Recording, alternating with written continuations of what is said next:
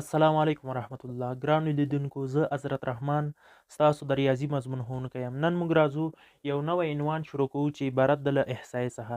انشاءالله دا به په یو څو لیکچرو کې زه تاسو ته د احصایې مکمل دغه سفر کوي چې دا به مکمل خلاصومه. نن راځو د احصایې په اړه. لومړی به د احصایې تعریف وکړو چې احصایه څه ته وایي. احصایه چې دا په لغات کې د احصا له کلمې څخه اخیستل شوې ده چې معنی یې شمیرل دي. د احصا عربي کلمې څخه اخیستل شوې چې معنی یې څه دي؟ شمیرل دي. په اصطلاح کې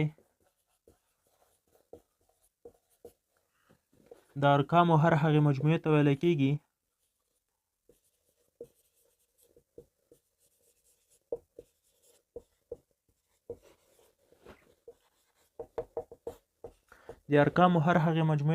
کېږي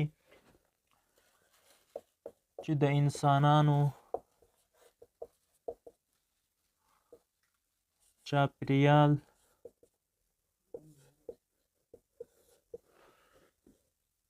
سیاسي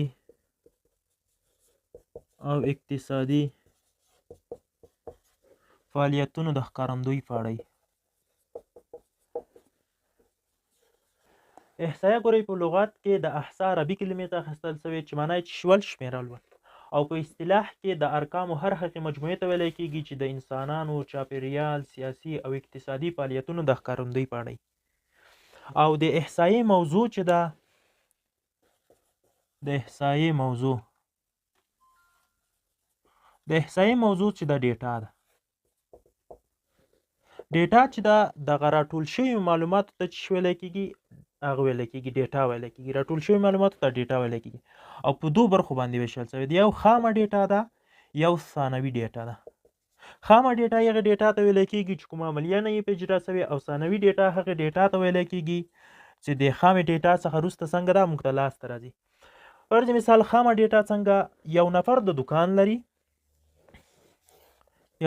دکان لري، دای دکان ته څنګه کوي؟ مختلف لمبره بوټونه څنګه ده دکان ته راوړي. فرض مثال 6، 8، 9، 10، 11 دا لمبر بوټونه دکان ته راوړي او ټول شل جوړې راوړي. دی څو جوړې راوړي؟ شل جوړې راوړي.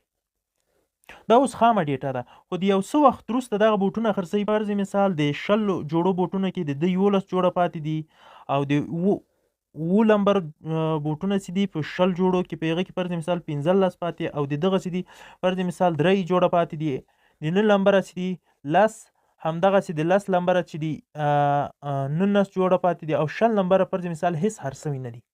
دغه دواري ډیټا چې موږ ته لاسته راځي دا کومه ډیټا ده؟ ثانوي. او دا مخکې چې کوم موږ سامان راوړی و لیست کړی مو دا کومه ډیټا وه؟ خامه ډیټا وه. په دغه باندې یو لړ عملیه اجرا شوله. پوښتنو په واسطه ډیټا راټولولی سو. دویم چې دا د لیکنې په واسطه ډیټا راټولولی سو. دریم چې دا د هغه په اړه د مشاهدې یا د کتنې په واسطه ډیټا راټولولی سو. او څلورم چې دا ډیټا موږ کولی سو د تجربې په واسطه موږ ډیټا څنګه کوو؟ راټوله کړو.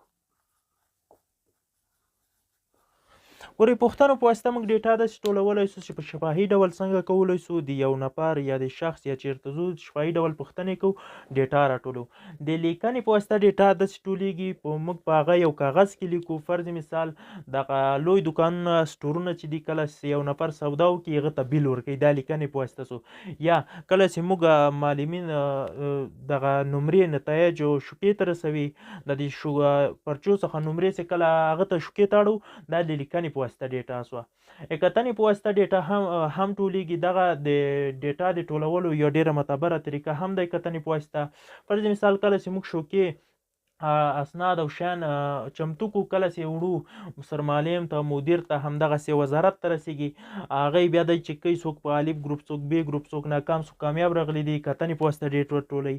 یا معرف وزارت نه چې کوم نفر لیسو ته ځي یا نورو هغه مدرسو یا هغه ته ځي که نه، هغلته کتنه کوي کوم معلمین حاضر دي غیر حاضر دي که نه، د کتنې په واسطه ډیټا دی راټولوي.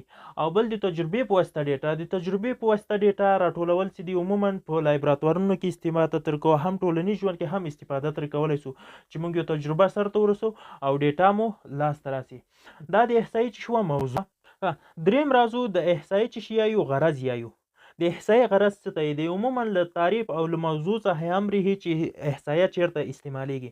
احصایه چې دا عموما په دفترونو کې، همدغسې په دکانونو کې، په بازارونو کې، حتی په دولت کې، یعنې د احصایې دغه د تطبیق ساحه چې ده ډېره زیاته پراخه ده او استعمال ځایونه یې ډېر زیات دي. نو د دې لپاره ډېره مهمه هم ده چې موږ احصایه زده کړو او له اول ازل چې کله د احصایې د یونان تاریخ کله د احصایې وګورو که نه، هغلته هم د سټاټیوس لاتیني کلمې څخه ګوره د دوی لغات اخیستل سوی ده چې د دولت لپاره د ضرورت وړ یا د دولت په معنا ده. یعنې ډېر پوها څخه د احصایه څنګه ده په ټولنه کې کارولو ساحه یې ډېره زیاته پراخه ده او احصایه که په نورو زیاتو برخو کې هم کارول کېږي، که هغه دفترونه یي، مکتبونه یي، کار چېرته یي که نه، احصایه په پراخ ډول په ورځني ژوند کې کارول کېږي. نو نن ورځې درس مو تر همدې ځایه پورې و، نور مو په پاک سپېڅلي رب باندې سپارمه.